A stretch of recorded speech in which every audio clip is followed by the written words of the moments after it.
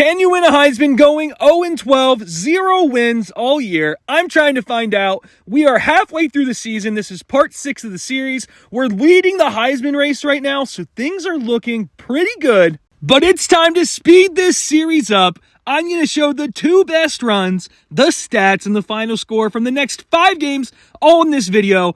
We are going to knock out this series tomorrow.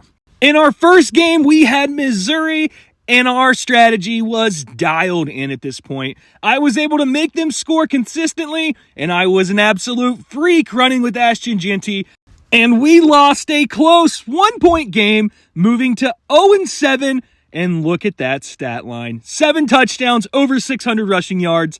And our next game was against Ohio State, one of the most talented teams in the game. And it really showed in this one because I was able to get them to score every possession almost, which allowed us to rack up tons of yards. Now, their defense was actually kind of hard to run on. Their safeties were so quick that it gave me a little bit of trouble, but we still lost by 1, 61-60. Our strategy was dialed. 10 touchdowns, 820 yards. Not even the biggest stat line we're going to have in this video. The next game was against Arizona. Not the most talented team, but their quarterback did get the ball out of his hand throughout the entire game when we sent field goal block at him, which allowed us to rack up some decent statistics. Not the best we have, but still promising, and if it was real life, it would be ridiculous. We lost by 5 points after running out of bounds with a game-winning touchdown right in front of us. 535 yards, 5 touchdowns, and then it was time for LSU.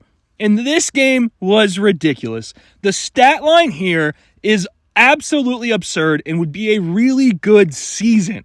And we did it in one game while managing to lose. This one went absolutely perfectly. This is the best example of what you want to do in this challenge. We lost 75-74, an absolute barn burner classic, and we had 911 rushing yards and 12 touchdowns. That is absurd.